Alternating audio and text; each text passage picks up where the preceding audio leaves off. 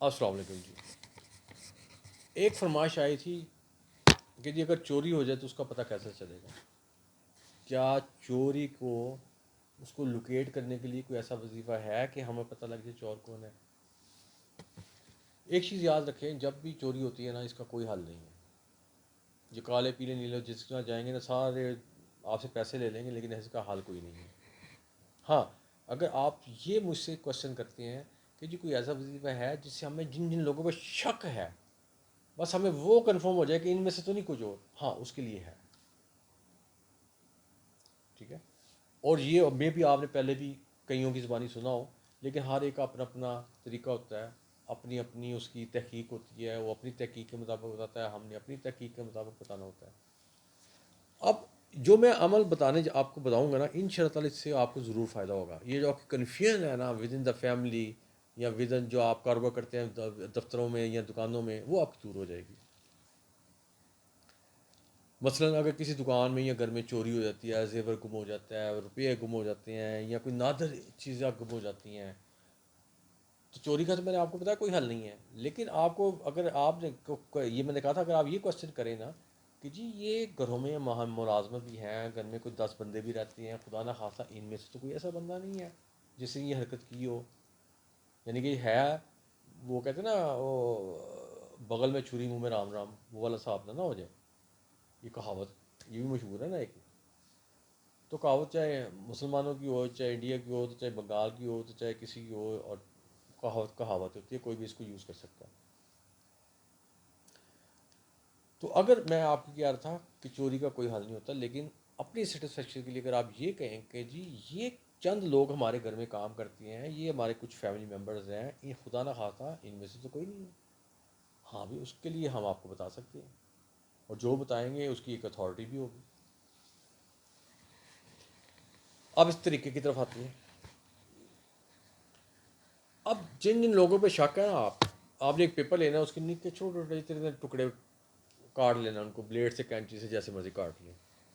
اور جن جن لوگوں پہ آپ کو شک ہے نا، تمام ٹکڑوں میں آپ نے ان کا نام لکھ دینا. ٹھیک ہے. کوئی کہتے ہیں جی روٹی کے اوپر، کوئی کہتے ہیں جی پیپر کے اوپر، کوئی کہتے ہیں جی چاندی کا لے کے، کوئی کہتے ہیں جی پان کے پتے کے اوپر.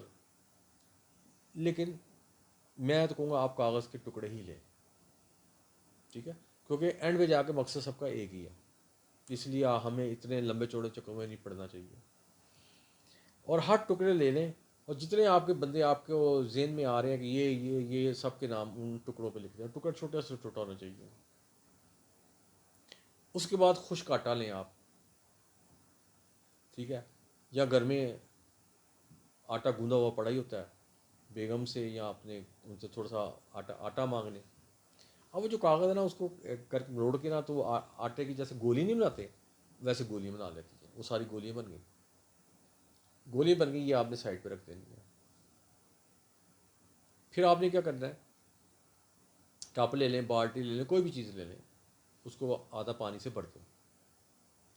اب بھرنے کے بعد آپ نے کیا کرنا ہے، اس کے اوپر 7 دفعہ آپ نے پڑھنا درود ابراہیم، 2 دفعہ آپ نے اس کو پڑھنی ہے آیت الکرسی، 2 دفعہ آپ نے پڑھنی ہے اس کے اوپر سورہ بقرہ کی آخری 2 آیت، اور اینڈ پہ آ کے آپ نے اس کے اوپر پڑھنا ہے پانی کے اوپر 4 کل. اور یہ پڑھنے کے بعد آپ نے دوبارہ 7 مرتبہ درود ابراہیم پڑھ لینا. اب جناب یہ آپ کا پانی کا ٹب تیار ہو گیا. اب جب یہ پانی کا ٹب تیار ہو گیا، تو آپ نے اب کچھ آگے کرنے کی ضرورت نہیں ہے. آپ نے وہ آسا وہ پک جو آپ نے گولی بنا کے رکھی ہیں، وہ آپ نے اس پانی میں پھینک دینی ہے.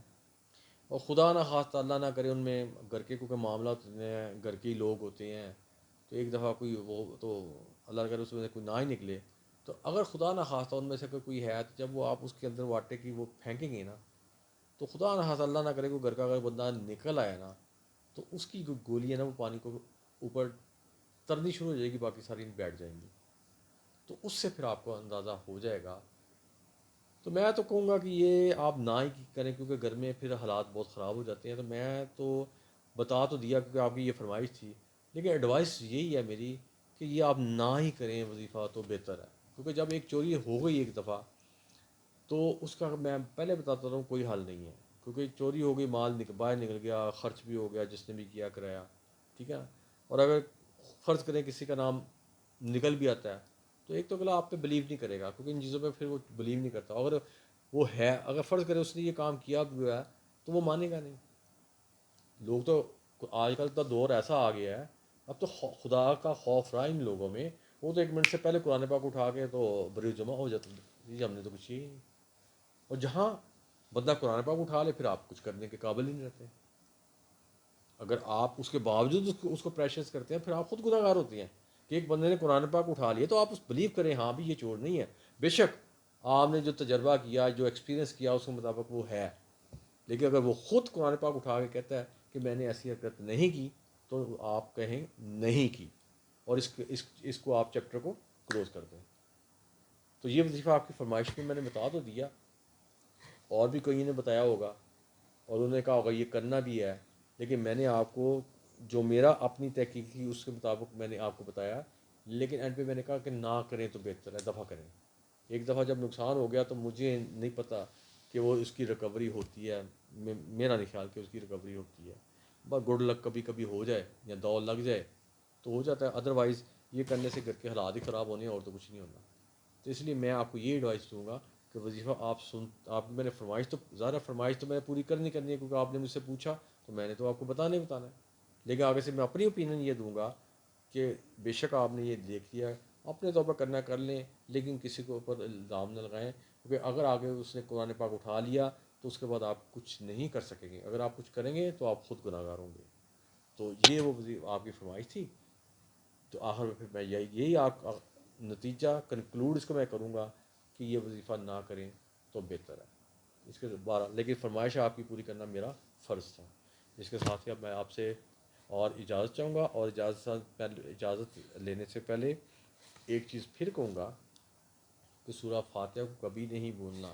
میں یہ نہیں کہتا پوری پڑھیں، میں چاہوں تو پوری بھی آپ کہہ سکتا ہو کرو، لیکن میں کہتا ہوں جو ورڈنگ مجھے جو افیکٹو، ساری افیکٹو ہے، لیکن ایاک نعبد و ایاک نستعین میں اس لیے اینڈ پہ آ کے پڑھ لیتا ہوں، آپ کو کہتا ہوں اس کے اوپر ذرا غور کرا کریں اور اس کو پڑھتے رہا کریں اس آیت کو، تو اللہ تعالیٰ برکت ڈالتے رہیں گے۔ اس کے ساتھ ہی مجھے آپ اجازت دیں، اللہ حافظ۔